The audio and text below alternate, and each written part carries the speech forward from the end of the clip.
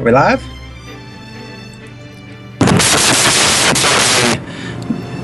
Theoryforge. What? Crazy Android, your mic is going crazy. Nice. Try again. Okay. It was working just fine. Everyone, welcome to Friday Theoryforge.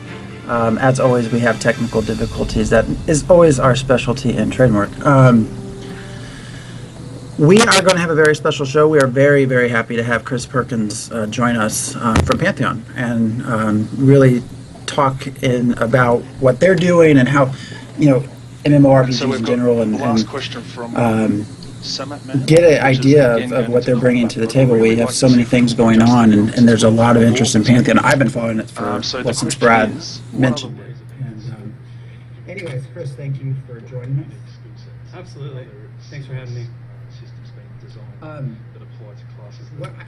thought we would start, for people who don't know you, I guess just how you have joined Pantheon, how you're here, and how you got started with them, what your history is, what you do for them, as you develop the game, exactly what your role is. Yeah. Like you,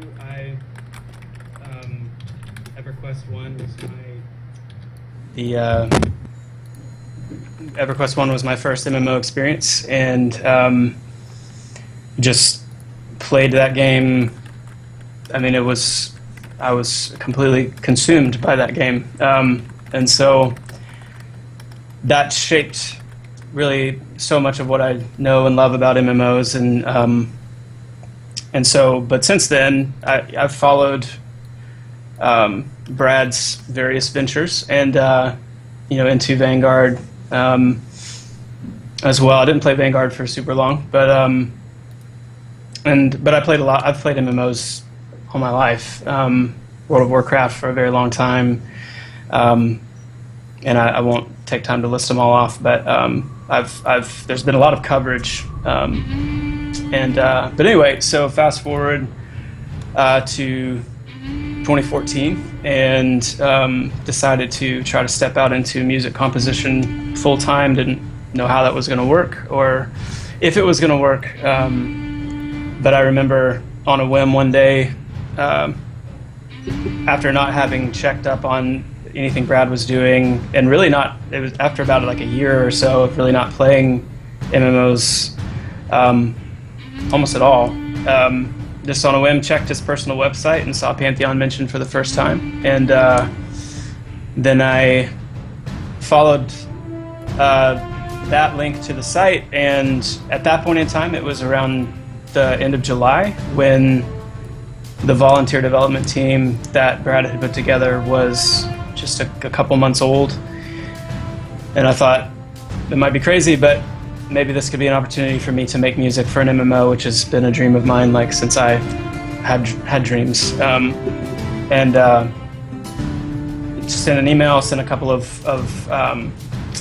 example pieces, and made it onto the team. And since then,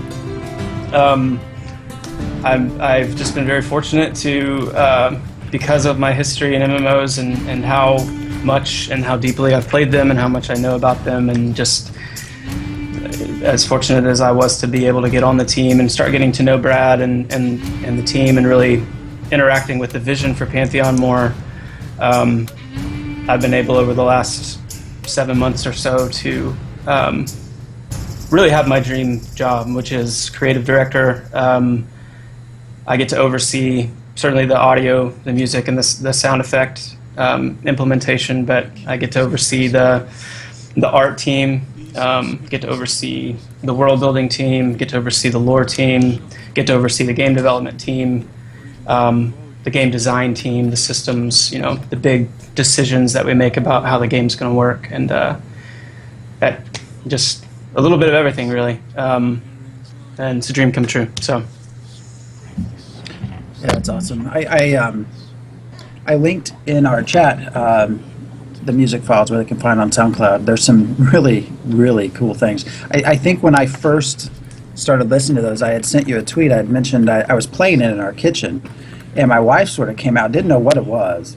And she's not a gamer, and her actual words to me were something along the lines, I feel like I need to get my boots. I'm going to be on a quest or something like that. And it was like perfect. That's awesome. But yeah, I've really enjoyed the music. Anybody watching, definitely check that out if you haven't, because there's some really, really good things there. And that's actually part of what we were wanting to talk about a little bit, is just the influence of music in a gaming setting. Just how it can amplify your experience, make it such a positive thing. Because I remember very well from EverQuest some various music tracks that just are constantly there. Oh yeah. I don't know if anyone else has ever had that experience, but I don't want to jump in front of anybody because I'm sure we all have, but I mean, absolutely. Music. I remember, it's kind of embarrassing, but when EverQuest first came out, I was in 9th grade.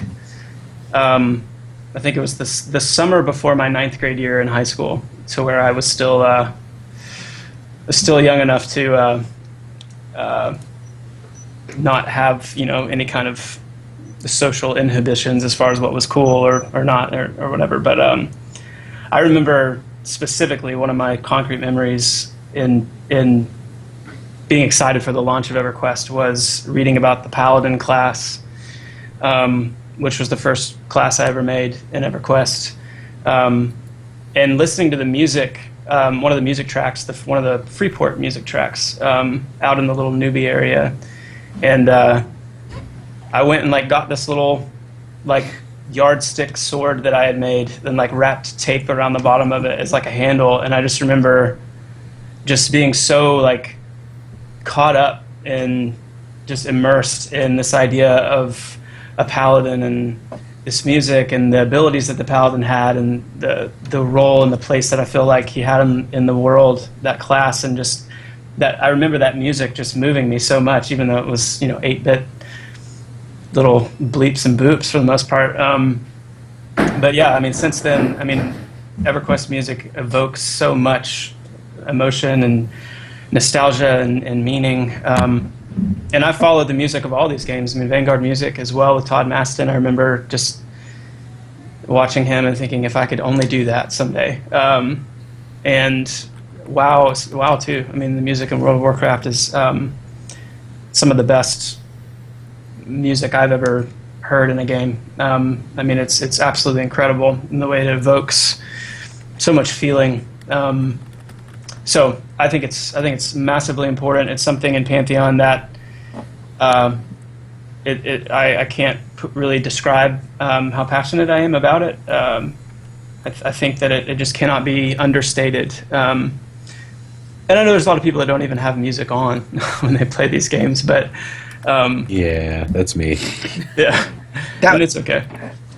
That was actually what I was going to say. We've all played games, I think, where we just turned it off. Or you listen to something else.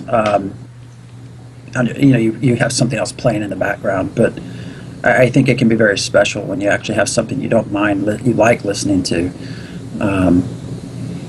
Entering in and out of combat and just entering into zones that just hit you as so nostalgic and memorable. I guess let me rephrase what I said. There are games where I do keep the music on, Landmark, PlanetSide 1 and 2, totally fine with those, but World of Warcraft, I definitely turned it off after a while because, A, I only had one set of audio for all of my stuff, where now I have desktop speakers that I use for the booms and explosions and stuff, and use my headset for all of the voice communications.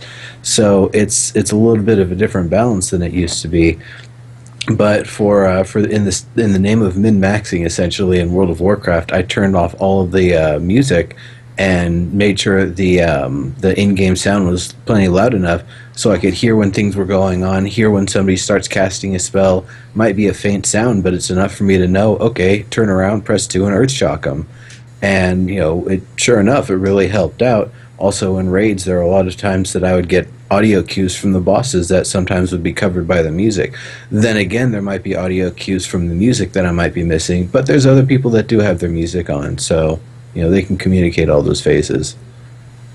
I think I come from the other end of the spectrum. I don't know if I've said it on a past show or not, but with writing and stuff, and I used to read a lot of books and stuff back in the time when I was first playing EverQuest. That was kind of when I first got my huge fantasy dive, and I got into reading a lot of Forgotten Realms books and stuff. But I loved the EverQuest music so much that I would have that, the MIDIs playing on my computer while I, was reading a Forgotten Realms book or something. I'd try and theme things to what was going on, but I always loved the music of that game, and there are a lot of games I do, turn the music off just because, it's not that great, and I think that's, should emphasize the point that for an MMO, especially one that really heightens that sense of real RPG and immersion, having good music is, I think, paramount to really encompassing that experience. Because, just like in film, if you're watching a movie and the audio is terrible, whether it's the music or just the sound effects are bad, like, it just makes the whole experience bad. So having good audio, good music, and all that is really, really important, I think, to a complete experience. And for RPGs, there's you got to have it all. The music only affects me at all on a subconscious level. I'm very good at tuning things out, and I do it naturally. I like the opposite of ADD. I'm 100% focused on exactly what I'm doing right now, and you could not distract me from that without like whacking me on the arm, be like, hey, I'm trying to talk to you. But then, at another time in the future, I'll have zero recall of the music. I won't be able to bring up the music in my head. I won't be able to hum along with it. I won't be able to express any knowledge of it. But if that music were to pop on, then I'll get this feeling like Final Fantasy is the ultimate, like, I'm in combat now. Like, if that music came on, I might feel like a little bit agitated. That like Final Fantasy VII combat music, I might feel like all of a sudden this is a life or death moment. But I could not ever. It's never a conscious focus of mine, and I don't even notice it then until that time comes when I hear it from somewhere else, and it brings me back to whatever it was. Another Final Fantasy memory, I absent-mindedly never changed the CD in my CD player for the entire time I was playing Final Fantasy X. It was an album called Unleashed Memories by Lacuna Coil, I believe. So anytime I hear any song from that album, I don't think about the band, I don't think about what it was. It was just, that is the background music, and I start thinking about playing Final Fantasy X immediately. Mm-hmm. I think that's what a lot of people would say about their experiences with the games where it was memorable for them, is that, if I went to YouTube right now and pulled up the Kelethon music, I would instantly be totally back there, 1999, falling off the Elven City and dying and having no idea where I was, or there's so much attached to music if it's done right, and I think that's the key for a game like Pantheon, especially, where it's a spiritual successor to these games that were just starting to be born out of the pen and paper era, where immersion was so at stake, and connecting to the world, connecting to your character, connecting to your identity, played such a huge role in why people even were interested in these games. And so the music was so key to transporting you there. What I will say, especially in response to you, Nero, is I think you have to be intentional about where you put certain types of music. The big epic pieces that are very identifiable and dynamic need to be used sparingly, and they need to be used thoughtfully. And I think when you're approaching a massive capital city, or when you've stumbled upon the grandeur of this long ancient lost temple or ruin. Those are the times to really cue up music that you've written specifically for that place and for that moment, so that you're connecting with it. And but what's just as important is music that's very subtle and doesn't have a lot of dynamics to it, and so it's not distracting, and it's imparting a sense of where you're at, and it's imparting, there's going to be my vision for it anyway is to have these real iconic pieces, like when you enter Thronefast, the human city, for the first time. You're going to have that feeling, but then you may be in an area of the world a good deal away from Thronefast, but that's like a vestige of a human settlement or a human keep, and there's just this eerie, it's like, where have I heard that before, almost, but it's just this very subtle kind of infusion of Thronefast's capital kind of thing. Okay. And so you just have to be just intentional about it, and during raids and stuff, I mean, you don't want music thumping and blasting, and you just have to be real careful about where you put it. So I mean, unless that's one of the boss's abilities, like the robot from Chrono Trigger that has the music he plays or whatever, and that's one of my favorite little battles in that game. But actually, I was going to ask about, because you were kind of talking about basically kind of like Wagnerian opera, the leitmotifs, the idea that certain things will have their own tune and it kind of interweaves. So Absolutely. that's pretty awesome. Is there something like that that's going to be potentially on a more personal scale for the character? Like when they specifically enter an area, there's a tune associated with them that they'll hear that's different than the tune, a different race class combination will hear when they come through? I could probably answer that question and a lot of other questions like this, which would be to say, from an overall vision and ambition standpoint, I would love that. Just purely from a resources standpoint, from a time standpoint, I think what I'm shooting for is more POI, point of interest, or maybe a certain I'd say point of interest would probably be the best way to. I mean, there would be exceptions, but for the most part, letting that be kind of where the unique themes would be queued up for the player, more based on where they're at and what they're in and around, more so than it would be able to be based on the actual each individual player having their own theme or their own piece of music or their own thing queue up. Even though I would love. I think it's important enough, and I think it's worthwhile enough where even on that level, I think it would be meaningful and worth it.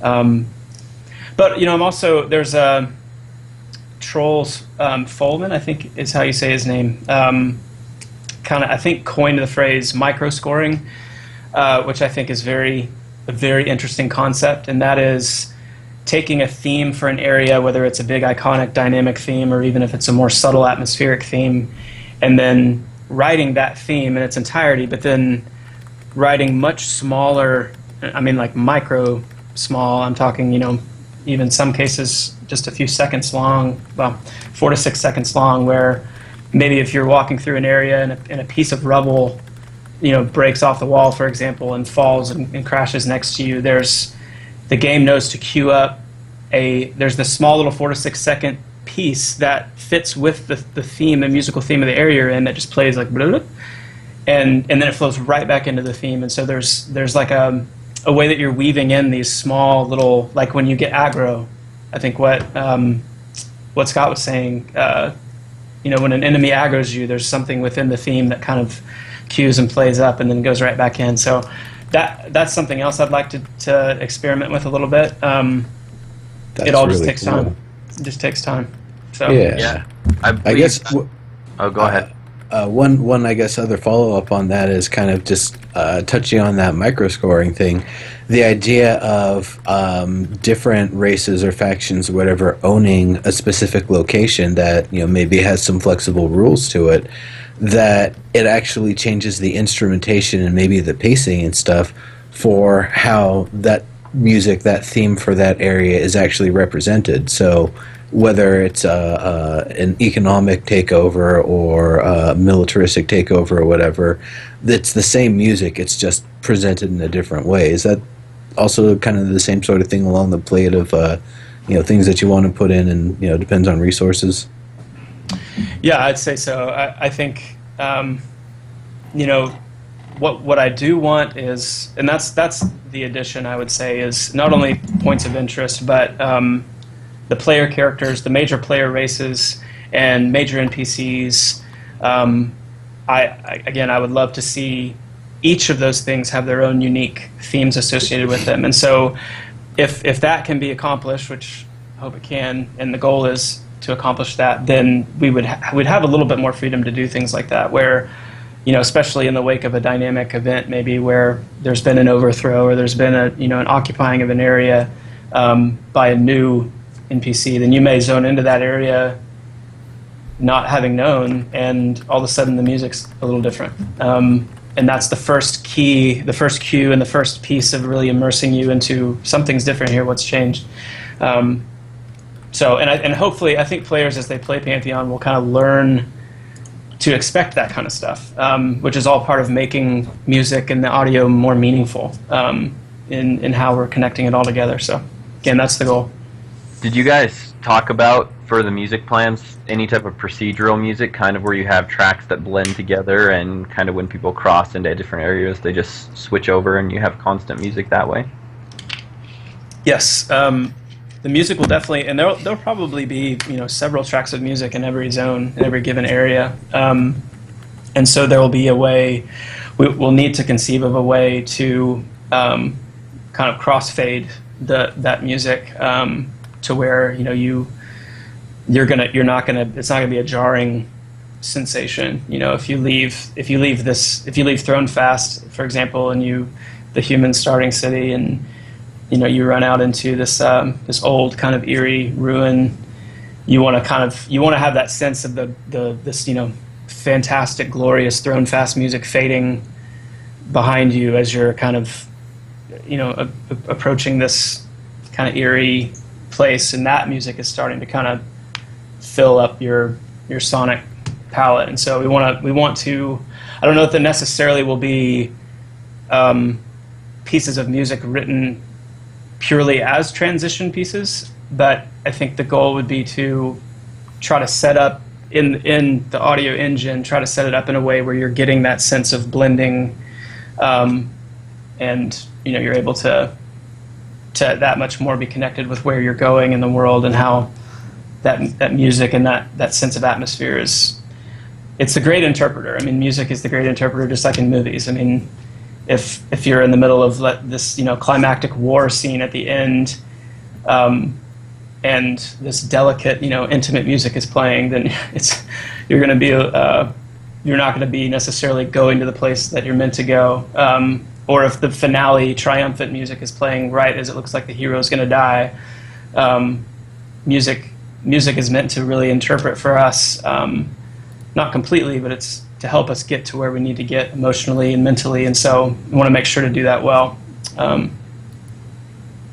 Does that answer your question?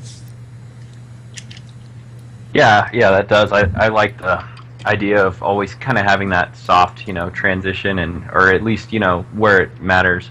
And the other thing I was kind of wondering too about, we had some musical guests on before, kind of a composer friend of ours, and then he had talked to Jeremy Soule about how they were doing Landmarks music and trying to experiment with some procedural stuff where I think it was actually the way you described it, kind of that micro recording these little bits and have them kind of pop up things triggering those, and that was that kind of procedural music they were talking about. So I think you kind of, between those, answered everything. Yeah, cool. It definitely gives a very thorough spread, and it gives us a lot of freedom to use music creatively and really to make sure that we're cultivating that atmosphere as much and as often and consistently as possible. Yeah, I noticed, not to put you on the spot, but it's been about a month since there was a new track release. You know if there's anything we might be able to hear new soon coming up, or?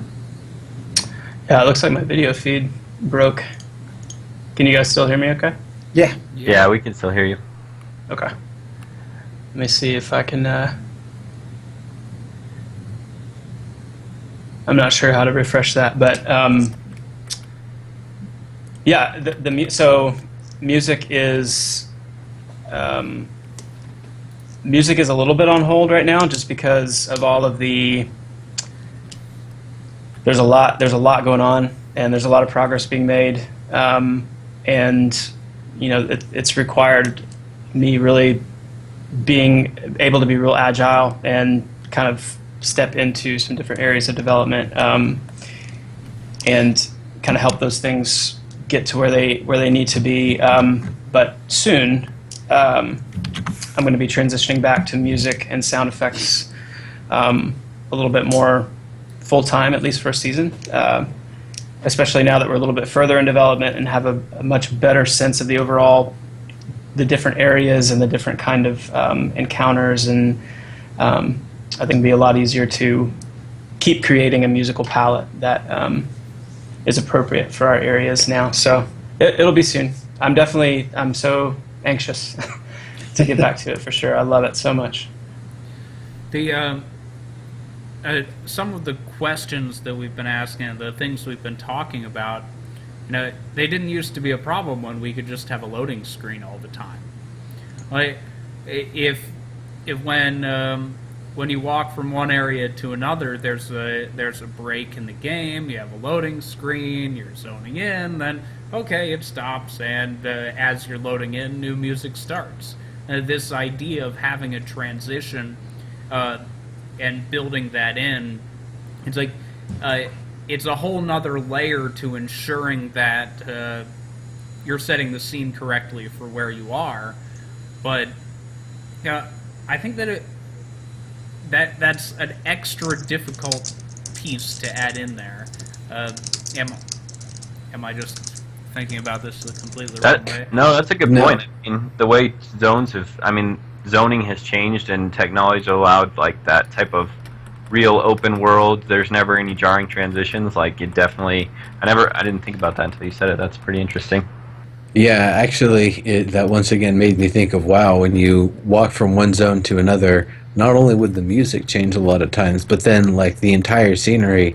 One area is like a green nasty swamp, and then you walk 5 feet and it's like, you know, just the driest desert ever. And you know, what's going on? Why are these, or you know, snow butted up against something that's totally not cold, and it doesn't make sense at all. So that's actually a question I was going to ask. Along with the music, are the kind of regions of transition more extended, or is it a very short sort of thing, like you cross the threshold and you're immediately from one area to the next? Yeah, I'll answer that. Let me drop and come right back and see if that'll fix my video feed here. Okie dokie. Better a short-term issue for a longer-term fix than just dealing with no cam. You know, when it comes to music, I remember I put it in chat that I always harken back to EverQuest, and it probably drives you guys nuts, but the way you played that game and the way you could get aggro, and the first way you know you have aggro from something is the music hitting. That sticks with you. You know, and you know, you mentioned Ed Andoran, our friend that is also a composer. You know, one of the things that, again, with the original EverQuest theme, just how well it sticks in my mind, he had done a song, and I think it's what he played at SOE Live. I don't know if you realize it, you know, but in the middle of that song, he puts in the EverQuest theme. And even in such a different representation, using a saxophone versus the game, you can still pick that out, and I think that just speaks to how meaningful that song was, and the melody, the notes, everything sticks into your mind. Absolutely. as far as the zone based, can you run the question by me one more time, real quick? Yeah, certainly. So basically, the question is, along with the transition from one zone to the next, having, some amount of, changeover with the music and things fading and fading out and being sort of a gradual sort of thing. Will the actual regions of transition from one zone to the next will it be a very clear cut, like, you're on this side of the border, you're in this area, you're on this side of the border, you're in that area? Or is it going to be much wider region, like even kind of like a sub-biome between the two as you're trying to get from one to the next? I see. So one of the things that just a zone-based game affords us is a little bit of a I guess you could say, because at least for me, I should say, in my opinion, from my perspective, playing a zone-based game, I feel like lets you get away a little bit with more of a dramatic shift when you cross, because there's just a break, and you kind of, as a player, you just kind of, again, for me, I just kind of learned to appreciate it for what it was. Whereas in a game like WoW, where you're seamlessly transitioning, it can feel a little more jarring when you're just running, and then all of a sudden you cross the line and everything's different. So, but the other piece of that has to do with Pantheon specifically, which is just the story of how Terminus was created, and that being, Terminus itself is a planet and always was a planet. It used to be called something else a long time ago. It's the native planet of dragonkind in the universe that Pantheon or Terminus exists in. But because of some things I can't really share right now, there came a point in time where there was a great and cosmic scale impetus and urgency to essentially rescue endangered planets and peoples from a threat, a very significant one, and so Terminus became, through a series of events, negotiations, Terminus became the planet of choice, and so what Terminus is now is underneath. It is its own planet with its own entity, but on top of Terminus, all of these different peoples and places, just broken fragments and shards of other planets and worlds, and a sizable population of peoples and creatures have been essentially shipwrecked from their perspective, because they don't the player races and the NPCs of Terminus don't understand all that's going on out there on the larger scale, and so what they know is that they've just been inexplicably kind of shipwrecked here, and that's kind of the climate of Pantheon when you first log into the game. Is everything is kind of being rebuilt, especially after the Deicide War of the Second Age, which I'm throwing out a lot of lore-related stuff here, but without a whole lot of context. But the bottom line is you're getting a very diverse world, because you're getting these shards and these fragments of planets and worlds that are totally foreign from one another, and they're all being assimilated on this one planet. And so that, as a even another step forward in the kind of diversity that we really want to explore, and there's actually a very strong thread of why it's that way, why you might be in a lush forest that might be right next to a very arid, almost desert-like environment, because these things have just been crashed together very urgently. And so it's going to create a pretty unique environment for sure. I have to ask one question as a follow-up to that. You can, as long or short of an answer as you want. Yep. Will you be able to have mobs chase you across zone lines, or will they stop at the edge of a zone? The overarching plan right now is to not have mobs on a leash, intra-zone, but for the zone line to be for most mobs, that being a breaking point. Whether we will have specific types of mobs that actually keep going after you, that's a possibility, and I think that could be that could definitely be an interesting strategy to have to deal with.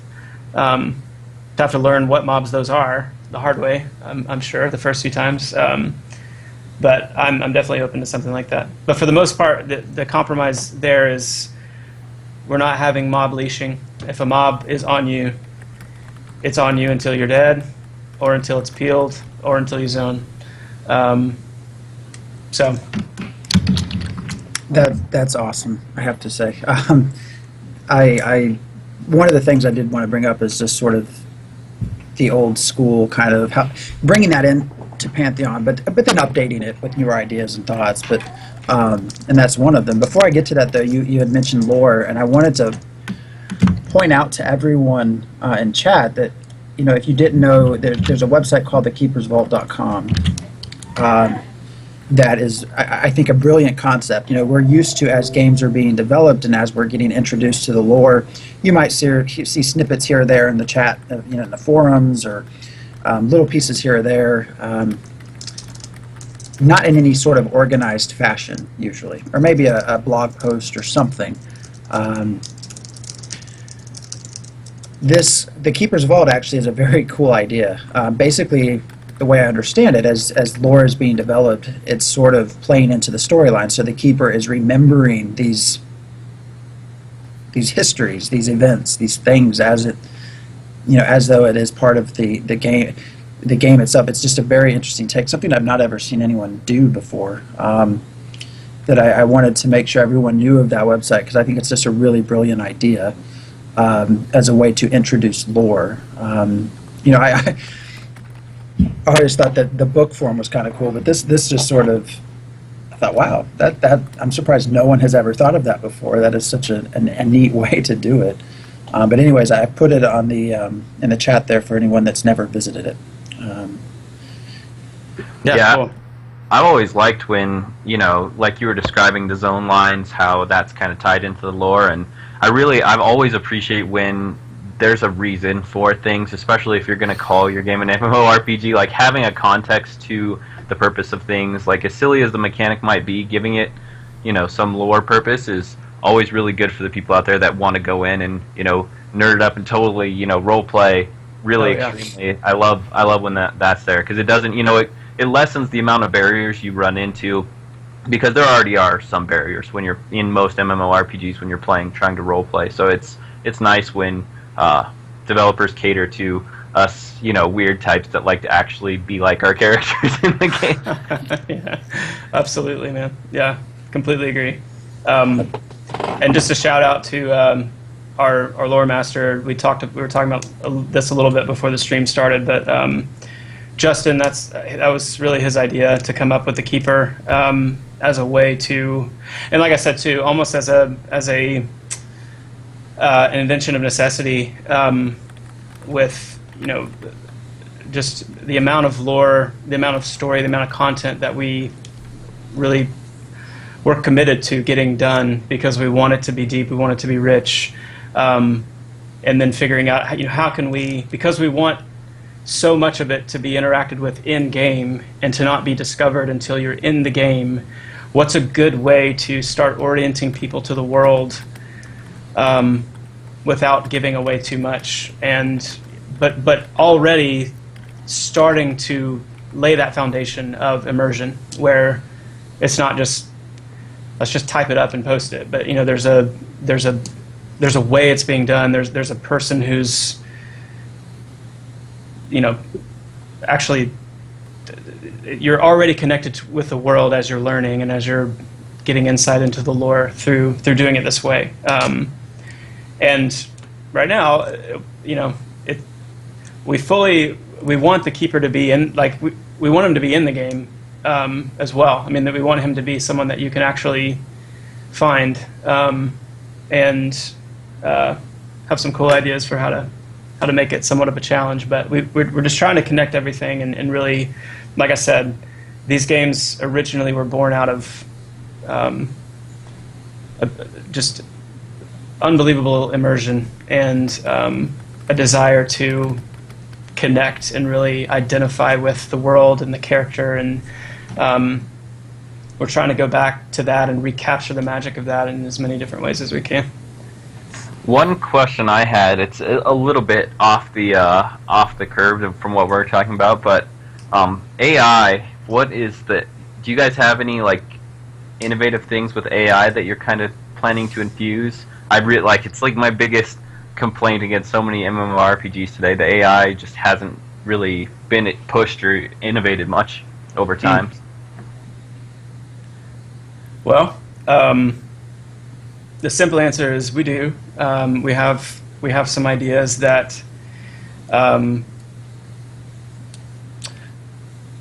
don't know that I don't think we're ready or wanting to really share them yet, because we kind of want it to be a surprise. But this would certainly tie into that overall question of, how do you innovate in a spiritual successor type game where you're trying to capture so much magic that has been lost, and you're trying to stay true to the heart, but yet you don't want to just make the same game. You don't want people to just expect the exact same things.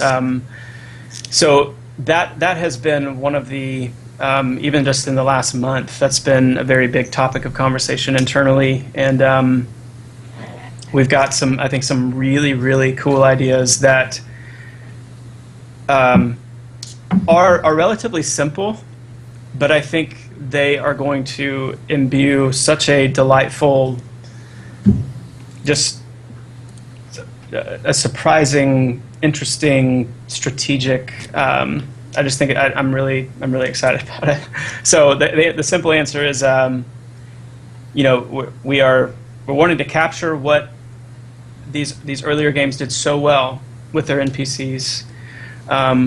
What was that? Wait, what was that? I'm gonna cut you off here because Sure. I want to know what that was, because every time I've seen an attempt to go back to the old way NPCs were, it involves having some like text conversation in the chat box with them, and all the viewers here know that I'm a hardcore mud guy, right? I like the text thing. But when I'm playing a graphic MMORPG, if I have to walk up to someone, click on them, pull my chat box out of the corner, and then start typing to them and making sure that I hit keywords, that's not sorry, I'm ranting. I asked a question. I'll rant later.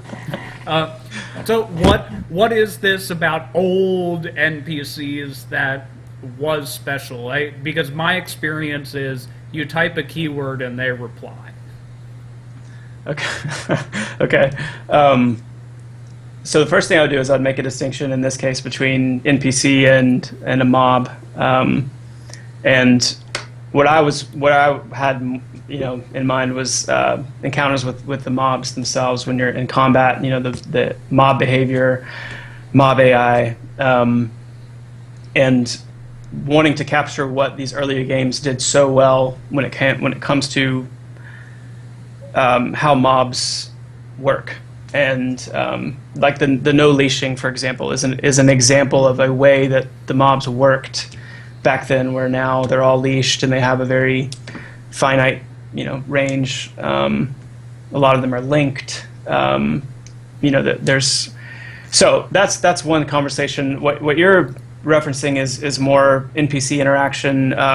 Yeah, I got the concepts confused. So which is fine, because they're good conversations, both of them. Do you want me to respond to that? I'm happy to talk. Part of our topic, I don't want to take away from Phantom X's. He's the lead on this show. I don't know if we're moving into this idea or not, but this is the kind of thing that it's a real hard line between hard thing to balance is how do you communicate with a non-player character in a a game with graphics, right? When you know already that this character can only reply to certain commands. So Or maybe a better question is, are there plans to change that? Is there something that you mentioned small changes, things that you're going to try to do to bring it into the now. Are there ways or thoughts of changing that interaction or updating it, I guess? Yeah. So, you would probably want to hold up like the two, or at least two examples of doing it a completely different way. And so maybe EQ1 could be the one end, and WoW could be what represents the new way. Old Republic would be my new way of you're given Yeah. choices of exactly what you can say, right? Yeah. You never type anything. You just Click. Okay. Yeah. So, and to pull off a system like the Old Republic, I mean, that's even if we wanted to do something like that. I mean, you're talking an amount of time and money that isn't feasible for us. But even if we did have the time and the money, I don't know that I personally would. I don't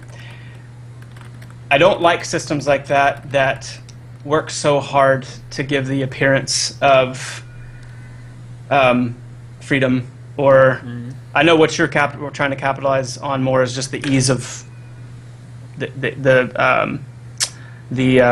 I could only say 3 things to an NPC, I would rather click on one of the 3 things I could say or click cancel. Yeah.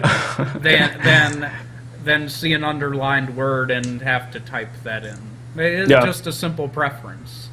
Well, you also have to keep in mind too, though, that a lot of that I think is born out of the nature of how these games are built from the ground up. Where in a lot of these games, like Star Wars: The Old Republic, like WoW, they're built with kind of the baseline expectation that interacting with NPCs is not meant to be very meaningful. It's meant to be quick. It's meant to hurry you along to the next objective, and it's all built into the the UI and the mini map and the arrows and the flashing lights, and so the quicker you can hurry people through that. And I know the Old Republic, it definitely makes some. I played that game for a good little while, and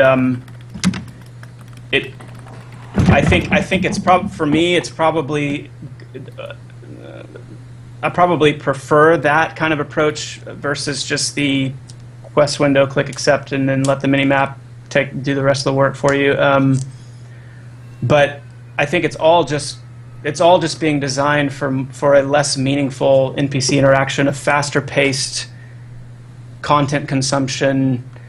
Whereas I think a game that from the ground up is built more towards a slower, more thoughtful, more meaningful approach to progression, to lore, to just every system. I think there's a lot more room for figuring out what this NPC is saying, figuring out how you need to respond. If I were going to talk about like certain points of nuance or innovation, I don't think it's necessarily going to be long NPC dialogue, underlined words, bracketed words that I know that's a keyword, I say it to move it along. It could be, and none of this is fleshed out definitively yet for us, but I think it's kind of, the idea is compelling where there would be no keywords represented, and where you have to work to figure out how to advance your conversation with this NPC. You don't have options. You don't have, this or that, anything like that. You just, here's a person and they're speaking to you, and you have to figure out what they're saying, what they're trying to communicate. The other piece that I think would be awesome to add to that would be a bit more in a direction of a dynamic conversation with an NPC, which would be something like, if you don't have a keyword, but what if there's two paths of conversation that this NPC has available, and what if they're mutually exclusive to each other? And so all of a sudden you have a very meaningful decision to make with this NPC that's probably based on faction or even alignment. Your alignment standing, your faction standing, which would be two different things in Pantheon, as to whether you even have access to this dialogue or how much access you have. But let's say you had enough faction, or you were closely enough aligned where you would have full access. Well, maybe there's 2 or 3 different trees where, as you're interacting and dialoguing, and we don't want to make it cumbersome and frustrating, like sitting there for an hour trying to figure out the right combination. So, I mean, you have to pick your battles there. But it could be that saying the wrong thing may make the NPC angry, and then they won't talk to you anymore. It could be you have to make a hard decision between, I'm going to go down this path or this path in this conversation, and I know that if I go down this path, I'll never be able to go down the other one. We're definitely not afraid of design decisions like that, where you're going to feel it. You're going to feel the decisions you make, and there may be some frustration. But I think that's kind of some of the nuances we want to see. Is we want to keep it simple, as far as meaning we want it to be very much driven by the world and intuitive. Yes, where you're not relying on all these different windows and UI elements to guide you along, but you're just intuitively or more organically interacting with what's in front of you and feeling it out and relying on other people. I mean, fancy that. Hey, I'm looking for this guy and he's responding to me weirdly. Have you ever done this before? That's just one more reason to reach out to the guy next to you, and that's obviously a big part of Pantheon. So. That's one thing I look really forward to, is the social aspect, sort of the return to actually having to rely on other people. That sort of ties into the other thing that I really like about Pantheon. Is one thing we talk about internally. I don't think we've ever done a show on it though. Is the idea of permanence. When you make a choice, not being able to go back on that choice, and what should be allowed, what shouldn't be allowed, and Absolutely. what I get from Pantheon. I mean, you right from the get go, you pick your race, you pick your class. Those things have meaning. A week down the line, a month down the line, a year down the line, you have a role, and you cannot be everything, and you do have to rely on other people. I also like the idea. I think some of the things I've read, there potentially can still be soloing, but it's going to be harder. And so I like that idea too. But I think I hit a topic that my other hosts. Your response, kind of building off both what you guys are saying, but your response kind of went back to the question that I had about some AI innovations, and I kind of view that as being a way that innovates off what is there. Having the ability to be talking to an NPC, and all of a sudden, something you've said while trying to figure out the puzzle. I kind of like, if there's a puzzle to it, that adds a gaming element to interacting with NPCs, other than them just being, a delivery for quests. Having some other aspect to it is fun. And the ability to, anger them and not, them not want to talk to you anymore. Maybe you need somebody to help you get back on their good side, or you have to do other things to, make them talk to you again. I like that. It kind of, brings back another purpose other than NPCs being a sort of static, bulletin, or, an animated bulletin board for quest delivery. Actually, what that makes me think of is kind of the Mass Effect series. If you just take out the ability to, save load to, see what all the scenarios are, and you have to play the game straightforward, no backsies. That was one of the things I really liked about it, is that you would oftentimes not only be forced into making one decision or another, but what I really liked was also some of the very special dynamic events where you have to press a button at a certain time during the conversation to block someone trying to stab you from behind, or, whatever the case would be. So I really like that sort of thing, that, not only was the presentation of the choices kind of limited and based on the way you've played your character and the previous information you have on that person, but, after you've made a choice, the following choices can definitely lead one way or another. There were definitely some menu characters where you go through all the different options and everything. Oh no, child aggro! Oh no. Hey, buddy. Hold on one second. No, Sure, no that's problem. fine. I just had to leave to take care of my son. I understand. That's good. Close the door, okay? If you're a father, you my understand thing- what's happening. My thing about I am very much okay with an NPC being nothing but a quest delivery system if a text puzzle to find out what active puzzle I need to do doesn't add anything, especially in a wiki world. I played Secret World Beta, right? I played a lot in beta, and there are some awesome puzzles in this game. I didn't play too much after launch, but there are some awesome puzzles for the quests and going to find things out and going to search and discover things. It's not fed to you on a platter. It's not post Wrath of the Lich King WoW, where, you know, it told you where on the map to go pick up the item. You had to actually decipher where to go and figure that out. What I don't want, and I can't believe that you guys are supporting it. Not Pantheon. That was not my thing, but the idea of there being a puzzle to find out what to do. I don't like when I log into a game and I don't know what to do. I don't want finding out what to do. That's not an exciting part of a game for me. Well, that also ties into a modern thing, you know, where a lot of gamers are growing up. They have more responsibilities.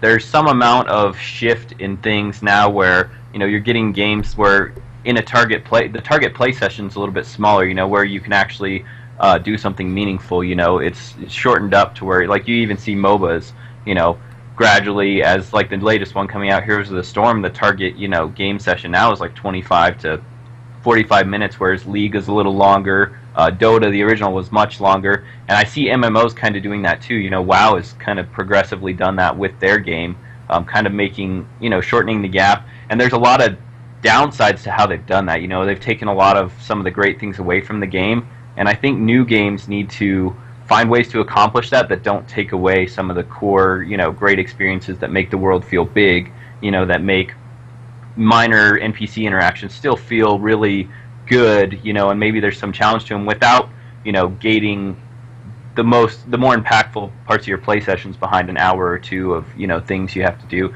It's tough to do. Like, I'm not saying I have a solution for it. I still haven't thought of a really good one before, but I'm always looking for things that, you know, when developers can start accomplishing some of those things.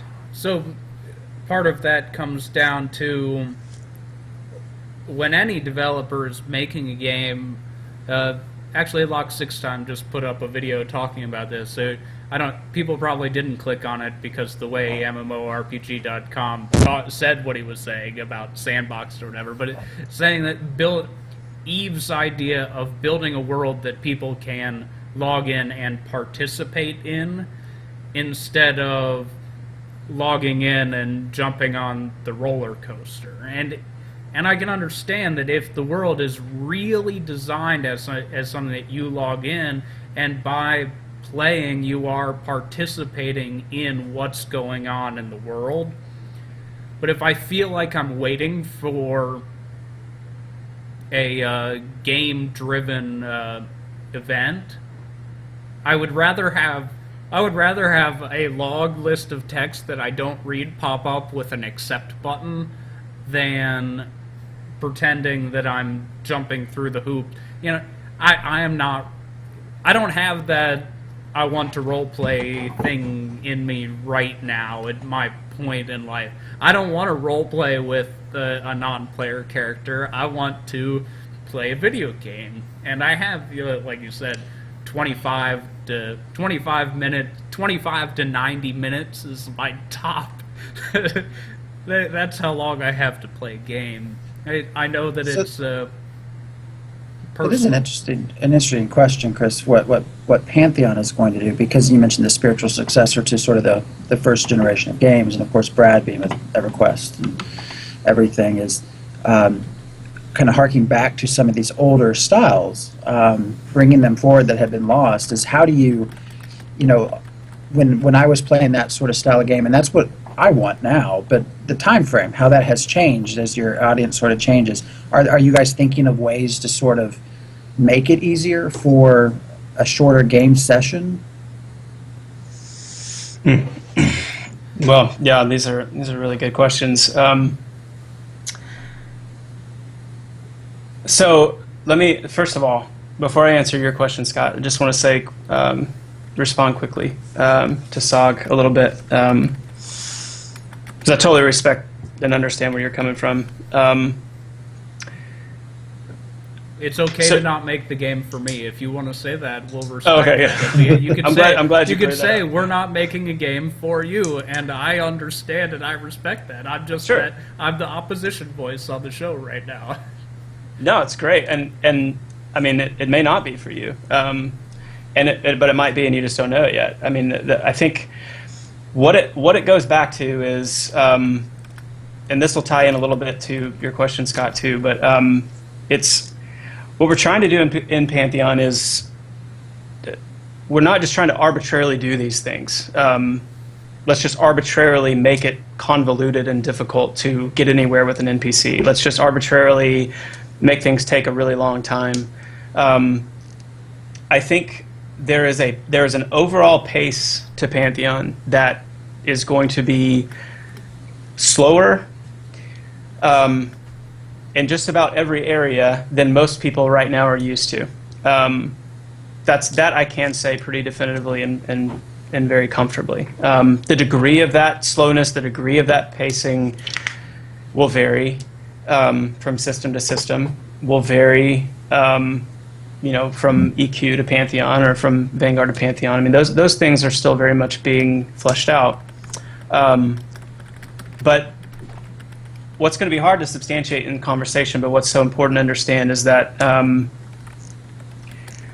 here some key things. First of all, when you're referring to these quest interactions, most people in the current era of MMORPGs are going to be responding from their context of playing WoW and beyond. You've got games that are extremely quest-driven, where advancement is almost entirely wrapped up into quest progression and quest completion, and so therefore you've got just thousands upon thousands upon thousands of quests, and they're all so limited in scope as far as you're speaking to this NPC, hitting accept, going and completing this very minor, for the most part, set of tasks, and then you move on. And so Pantheon, one key perspective point would be Pantheon is going to have a fraction of the quests that a lot of the modern games have. And so quests are going to be a lot more meaningful just naturally because they're going to be a lot more rare. Not rare, not like super rare, but you're just not going to be used to doing quests as much in Pantheon as you are used to in these other games. The other key factor to think about is that quests in Pantheon are not going to offer much, if any, experience reward. They're not going to be for advancement purposes for the most part. There will be exceptions, but that's one of the key kind of orientation points around our quest system, is that we're not tying in level progression to the quests. The third thing is, and this is I probably should have clarified this more, but when you come up to a quest NPC, which you won't know if it is or not necessarily, until you interact with them, but more specifically, you won't really know if it is or not unless you've been led there. And one of the things that we're going to be exploring in Pantheon through this environmental storytelling idea is, when you kill a mob and you loot something that is a torn piece of paper or, a shrouded magical kind of note, or, even like a tome, it's going to be on you as the player to read it, to figure out what it is and what it's saying, and there will be, in most cases, some kind of a hint to not where to go next. Like you go here and you go to this zone and you do that thing, but you're gonna read a name, or you're gonna read a location, and maybe something you've not heard of before. And so you're either gonna reach out to a friend. At some point, you'll hop online, I'm sure. But that by the time you get to a quest NPC, you should have a good idea of why you're there, of what they have to offer you, of what your choices are and what the cost is going to be between them. So with that context in mind, to go back to Felix and then Scott too, we're not wanting to make things take just this unbelievably long amount of time with you sitting there just trying different combinations of statements and phrases. We just want, it's more of a sense of wanting to build up to these events, build up to a quest, build up to an interaction with an NPC. You're prepared, and maybe, Sog, in your over 10 play sessions, you've gotten the clues you need or the components you need, and exactly, at this point finally where the person is, what's at stake. And so in that 25-minute play session that you've got, for that play session, you're gonna have this interaction, and you're gonna bring this quest line to a close, and it's going to be extremely meaningful for you to do so. And that's the other, I guess, the last key is quests done in this way have to make you want to accomplish them. If the other side of the quest is not meaningful enough, there's not going to be any reason to do it. But if it means enough, if it's valuable enough, if it's worth the cost, if it's worth the effort, and we can communicate that through the way that we design it, even to a player like you, Sog, with the mentality that you have, which is perfectly reasonable, then I think we can win over that kind of population to say, I'm just going to gear up to do this quest at some point. But I hope that helps. I hope that it does. I do have one question I want to throw out to everybody, is that I have a perception that what we consider a normal MMORPG play session now is a lot longer than it was in 1999. For me, it certainly was. Playing EverQuest in 1999, I didn't have... I was graduating high school that year. I didn't have hours and hours to be playing, and this idea of gearing up and getting ready, like I'm thinking about maybe crossing this continent next week, real life time, because I was spending an hour or maybe two playing the game. Somewhere in the middle, I got heavily addicted to a couple games, and I played 20 hours straight, or I took a week off work to only play a game, or I did these things that what is a good time for a play session? What kind of pacing is fast or slow? And I think I don't understand the perspective. I'd like to know what your perspective on it is. What kind of pacing, as a general? You can be pretty vague on this, but I may be not saying anything anyone believes. But for me, it felt like average play sessions were shorter when slower games that we felt like had slower progression were more popular. Not my experience. Okay, all right. Yeah, it's opposite for me as well, kind of. I had a lot more time in my play sessions than I do today. I did have a question that was directly related to what you were just talking about, though, Chris. I know you're saying that having these different steps or the different clues, or there's some build up into the quests and establishing these things. Is there any specific mechanics, or is there any specific goals you guys have as far as making players have to go to other players to accomplish those things, as opposed to just going online to a guide that kind of step by steps everything for them? I mean, I've actually had a couple of conversations with Brad about this specifically, which is just you just can't control what people share, and you can put a massive amount of time into creating complex, meaningful, hidden, secret, quest lines that the moment somebody figures them out, it's posted and people know what to do. And so as far as how to prevent that from happening, if there's a way to prevent that from happening, we've not really put our finger on that yet. I know that one of the things, player interdependency is probably one of the most paramount primary tenets of Pantheon. Pantheon's whole design and purpose for existing is to promote, encourage, cultivate player interdependency. And so in every system that we have, whether it's combat, whether it's abilities and the way abilities work and how they're geared, and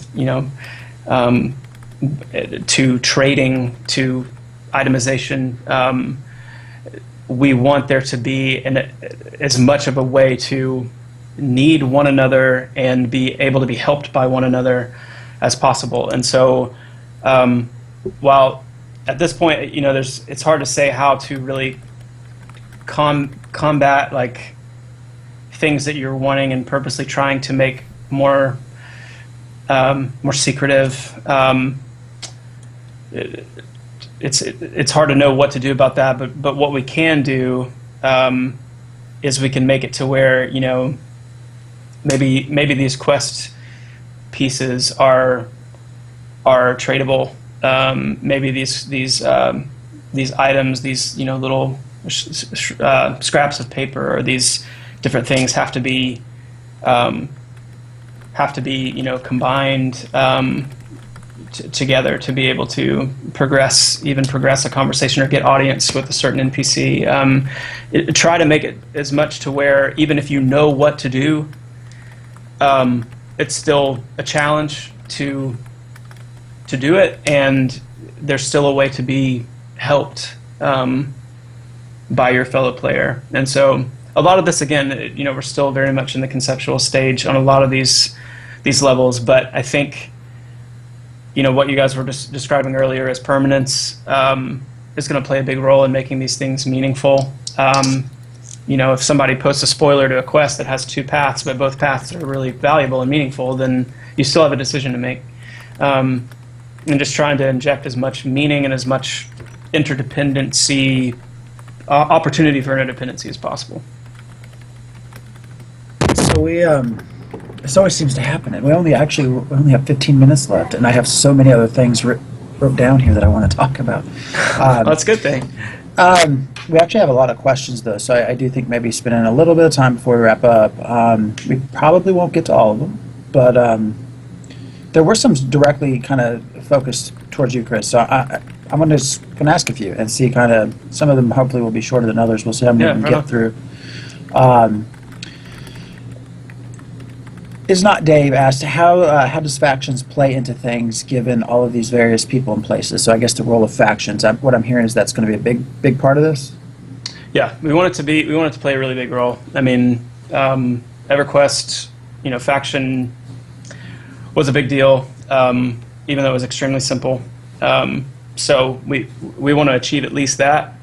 One of the ways we want to try to take it a step further is through the meaningful quest interaction, where faction is going to play a role in what you have available to you, where it may be important for you to go and increase your faction before you really get into it with this NPC, because if you don't, you're going to miss being able to have that option or that path available to you in conversation. But for me, it's not just faction. I've from the very beginning, I've been really captivated by the concept of alignment as well. Going back, to the early pen and paper games where, it mattered kind of how you had aligned yourself in the world, from a good versus evil sense, and whether faction and alignment are married together intrinsically and therefore always at play at the same time, or whether some NPCs will be geared more toward, like a guard maybe, or certain NPCs may be geared more towards faction purely, whereas some, maybe even more rare NPCs, only see alignment. And so you have these kind of dual spheres to be conscious of and be developing, even though alignment would be very different. You would progress in alignment very differently. But that's in a nutshell. Oh, part of that question also he had put in is the idea of different races and whether there'll be a throwback to having to learn different languages for each race. Is that something that's planned, or? We definitely want to bring that back, and we want it to play again. I mean, we have visions of grandeur, so to speak, with how languages are going to be able to play into quests as well. I never got very into languages in EQ1. I don't even. For some reason, I feel like they had something to do with research at some point or in some way, but I don't even know if that's the case. But they were there. They were flavor, but they never really felt like they mattered enough. And I think if we can figure out a way for people to be able to learn and advance their language skill without just getting in groups and spamming it, or spamming tells to one another, which I'm sure we can. I would love to see language play more of a role, more of a meaningful role, where if you can't speak to, if you don't have the skill to speak in that particular language and have your skill at a certain level to speak to this, massive elemental guardian that's standing in front of this bridge, you're not going to get by. And so, you've got to figure out, how do I go about learning this language, and who will teach me? And I'd love to see language matter on that kind of level. I think if you limit the number of languages a person can learn, unless maybe they pick a skill specialty where they can learn as many languages as they want, that'll be a good way of forcing players to, find somebody that speaks this language to go with them on a certain quest to accomplish something. I think that might be a way you could make it more impactful too. Yeah, that's a good idea. That's a really good idea. Love that stuff. Another one of the more commonly asked questions is kind of tying in both experience and quest. So, what is the main focus of leveling as we know it? Experience, quest. What exactly? How will we progress, basically? Yeah. So, leveling in Pantheon is, it's the concept of it is born out of these games that it's a successor of, meaning that leveling, the ideology is leveling should take time. Leveling should be a very significant transformation of your character, rags to riches. We want to make sure that players in Pantheon are starting off, at a very low end on the scale. We want there to be a very attractive end goal in sight, as far as player power and prestige, and that's kind of that's my equation when I think about character progression and leveling. Is progression should always equal power and prestige, advancing in those two ways. So not only how powerful you are, how much damage you're doing, how much you can heal, the significance of the abilities you have, and how however crazy they grow in power and in scope, but also prestige, making sure that there's a way that that matters to another player watching you do it. And I go back to EQ1 all the time for inspiration there. Seeing higher level players running around with gear that where does that come from? And I think a lot of games have lost a lot of that sense. I think the last experience I had with anything like that, and I totally agree with you, had to have been World of Warcraft. I think it was the ZG experience, whenever that area opened up. And that's the last time I can remember playing a game where you down a boss, and the first thing that you do, or the question is, oh, put on the item. We got to see what it looks like. And you just don't have that anymore. And I think a lot of that ties into, the modernization of the internet and data. A lot more people are collaborating. You have these sites that even do it, like the one I write for, 10 Ton does it professionally, and everybody has high-speed internet, so you can download these images. There's a lot of mystery and mystique lost to things like that because of the way people collaborate to make that stuff so public. Data mining, yeah, that also gets a lot of it out there before it's been revealed. Even without that, though, if the first person that does something posts everything online, that's it. We always use World of Warcraft as the example because it's the best example. That everything bad. No, I'm just kidding. No. People who want to play content first and don't want it spoiled play on the test server. But there just can't be that. There's an NDA for the test server, right? Or for being a tester. You apply. You have to get in. There's an NDA. When it's out there, it's out there. It's going to be on the internet as soon as one person does it. I farmed the Stein of Magog at EverQuest. Everyone, you can all hate me now. I did. I was a level 14 enchanter, and I was rich. I don't see it. I don't see that being that big of an issue. I mean, I think an example would be the Rubikit armor in EverQuest 1. I don't know we all pronounce those names differently. But it didn't matter that I already knew what a Rubikit bracer or Rubikit breastplate looked like. I'd seen them before. Granted, at that point, I saw my first one on a player. But whether it was on a player or whether I saw a picture of it, knowing it was in game and the rarity of actually seeing someone with it in game, all those items had such mystique to them and such prestige to them. And so I think if we can get back to and capture what it means for items to be very challenging to get, not only in the difficulty of the encounter, but in the rarity of the item, and doing that within the context of a player interdependency-driven world and grouping rating system and all that. I think even in all that notwithstanding, I think we're going to see much more of a return to these items having this kind of mystique and this, this identity, this renown that you just don't feel in these games. You know what I mean? Yeah, I agree. I mean, we always think of data mining now, but the reality is back when EverQuest was even new, you still had EQ maps, you had EQ crafters, you had alakazams, you had all of these things back then. It wasn't as easy access, but that's not new. Right.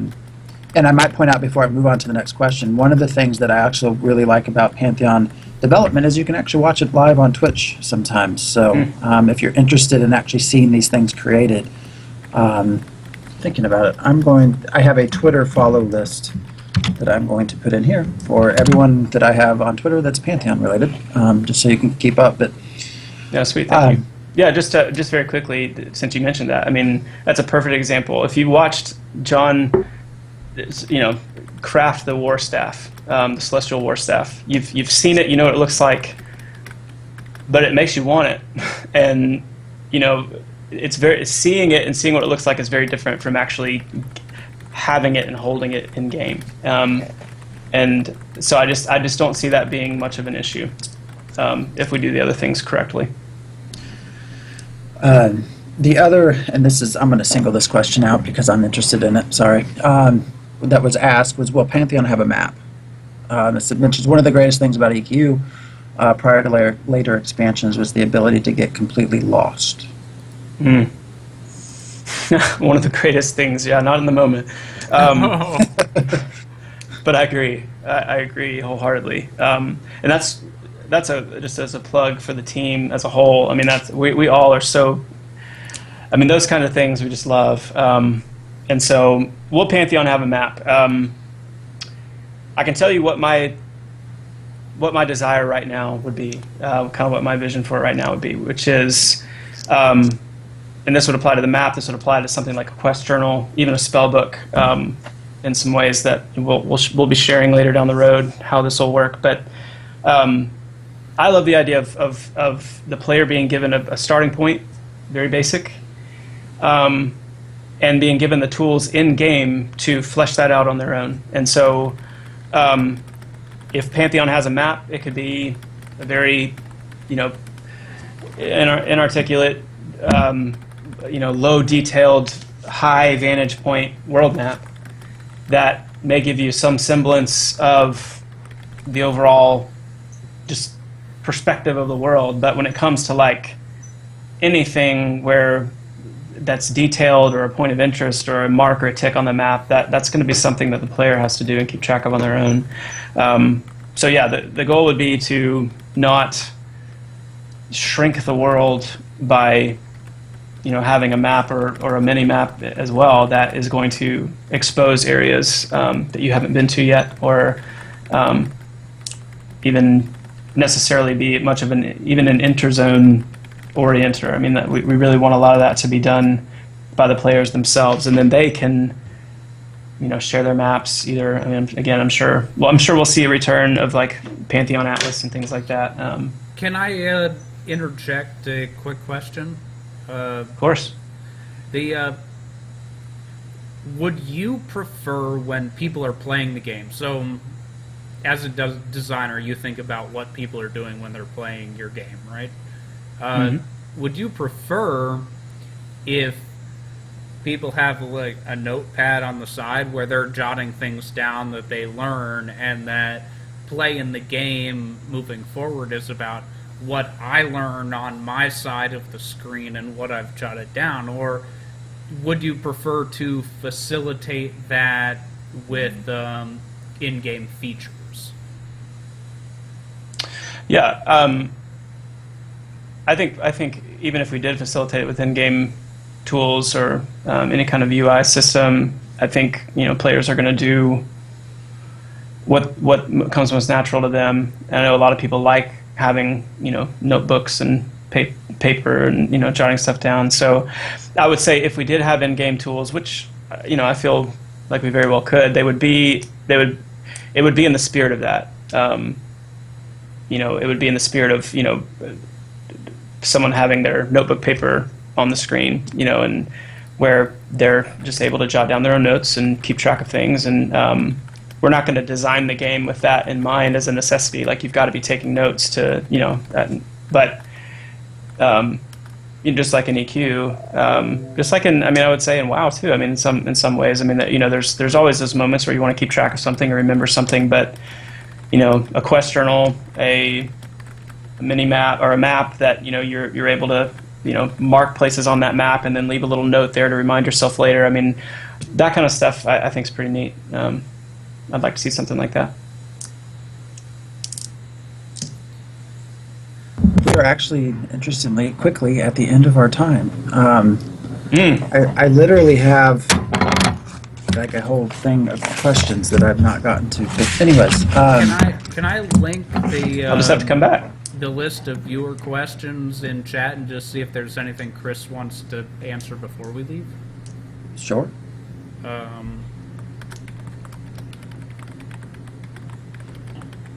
So while you're doing that, I want to point out you guys switched to Unity 5, right? So you've been upgraded there. So, and also the other thing that sort of came about that I just recently on Facebook was the mention of possibly being alpha in 6 to 9 months. Is that the plan currently? That is the plan. Yeah, we are. We're going to be putting out an update in probably the next 7 to 10 days. That will give a much better description of the state of the game.